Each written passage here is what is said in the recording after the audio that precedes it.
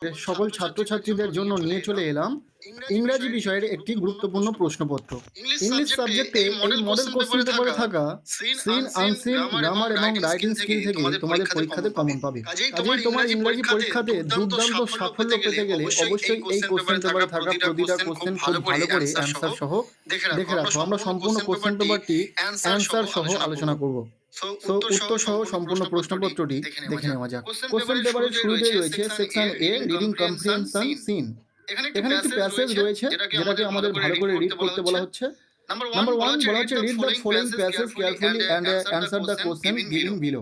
তোমাদের পাঠ্য বই থেকে একটি গল্পের অংশ এখানে তুলে দেওয়া হয়েছে যেটাকে তোমাদের খুব ভালো করে রিড করতে হবে এবং এর বেসিসে কিছু কোশ্চেন তোমাদের নিচে অ্যানসার করতে হবে। এখন দেখে নাও এখানে যে গল্পের অংশটি রয়েছে খুব ভালো করে পড়ে নাও। বলা হচ্ছে long long ago in the beautiful island of Sicily. অনেক অনেক বছর আগে সিসিলি নামে একটি সুন্দর দ্বীপ ছিল। There lived a goddess called Ceres. সেই দ্বীপে সিরিস নামে এক দেবী বাস করতেন। She was goddess of crops, plants and trees.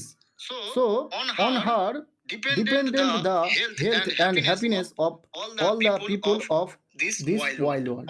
অর্থাৎ তিনি শস্য, গাছপালা ও বৃক্ষের দেবী ছিলেন, তাই সমগ্র পৃথিবীর মানুষের স্বাস্থ্য ও সুখ তার উপর নির্ভর করত। এই গল্পটি তোমাদের পাঠ্য বই থেকে নেওয়া। এই প্যাসেজটি কিন্তু ইম্পর্টেন্ট রয়েছে, তোমাদের পরীক্ষাতে আসার সম্ভাবনা রয়েছে। প্রতিটা লাইন বাই লাইন মানে করে দিতে গেলে অনেকটা সময় লেগে যাবে।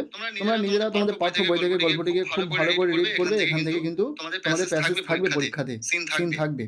আমি আস্তে আস্তে প্যাসেজটিকে উপরের দিকে তুলছি, তোমরা ভিডিও পজ করে করে তোমরা কিন্তু পড়ে নেবে, গল্পটিকে ভালো করে পড়ে নেবে। এছাড়াও তোমাদের পাঠ্য বই থেকেও পড়ে নিতে পারো। আর যারা পড়ে রেখেছো নিচের কোশ্চেনগুলোর অ্যান্সার সহজে করতে পারবে। নাম্বার এতে রয়েছে ট্রিক দ্য কারেক্ট অল্টারনেটিভস। এখানে এমসিকিউ বেসড দুটি কোশ্চেন রয়েছে, অ্যান্সার করতে হবে। Number 1 dash was the brightest and loveliest of all girls. Answer হবে প্রোজারপাইন, অর্থাৎ রাইট অ্যান্সার হবে অপশন বি। এবার নাম্বার 2 যে কোশ্চেনটি রয়েছে সিরিজ কোথায় বাস করতো। উত্তরটা তোমরা প্রত্যেকেই জানো যারা গল্পটিকে ভালো করে পড়েছো। উত্তর হবে সিসিলি আইল্যান্ড। এখানে যে প্যাসেজটি রয়েছে প্রথমেই রয়েছে সিসিলি আইল্যান্ড। তোমাদের পরীক্ষাতে যে প্যাসেজই থাকুক না কেন সেটাকে খুব ভালো করে রিড করবে, তাহলে কিন্তু সমস্ত প্রশ্নের অ্যান্সার করতে পারবে। এরপর নাম্বার বি রয়েছে write T for true and F for false statements, quote statements to support your answer. এখানে সত্য মিথ্যা লিখতে হবে, টি ফর ট্রু এবং এফ ফর ফলস এর সাথে সাপোর্টিং স্টেটমেন্টও দিতে হবে এবং সেই কোডটি ইউজ করতে পারবে তোমরা এই যে প্যাসেজটি রয়েছে প্যাসেজ থেকে। আচ্ছা, এখানে ফার্স্ট যে কোশ্চেনটি রয়েছে বলা হচ্ছে Ceres had little role to play in the lives on the people on earth. এটা সম্পূর্ণ মিথ্যা, কারণ এখানে যে প্রশ্নটি হয়েছে মানুষদের উপর সিসিলির ভূমিকা খুব সামান্য। আর আমরা গল্পের শুরুতে শুনেছি যে সিসিলির ভূমিকা অনেক বেশি, তাই এটা মিথ্যা হবে। এখানে ফলস লিখে দিয়েছি এবং স্টেটমেন্টের উত্তরটা আমরা দিয়ে দিয়েছি। তোমরা এখানে অ্যান্সারটিকে দেখে নিতে পারো।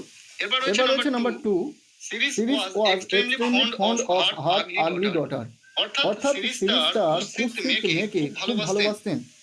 এটা সম্পূর্ণ মিথ্যা, তাই এখানে ফলস লিখে দিয়েছি এবং তার সাপোর্টিং স্টেটমেন্টটাও এখানে দিয়ে দিয়েছি। Ceres had a fair daughter Proserpine whom she loved more than her life. এরপর হচ্ছে সি দাগের কোশ্চেন বলা হচ্ছে answer the following question in complete sentence. এখানে 2 মার্কসের কোশ্চেন রয়েছে, অ্যান্সার করতে হবে। আমরা অ্যান্সার করে দিয়েছি। First question who was Ceres, Ceres কে ছিলেন। উত্তর হবে Ceres was a goddess of crops, plants and trees. এরপর নাম্বার 2 যে কোশ্চেনটি রয়েছে why was Pluto very lonely. অর্থাৎ প্লুটো খুব একা ছিলেন কেন। এখানে অ্যান্সারটা আমরা করে দিয়েছি। অ্যান্সার হবে Pluto was very lonely because no goddess was willing to live with him in the land of the dead. এখানে সিন থেকে যে কোশ্চেনগুলো ছিল এই কোশ্চেন পেপারে সমস্তটা আমরা দেখালাম।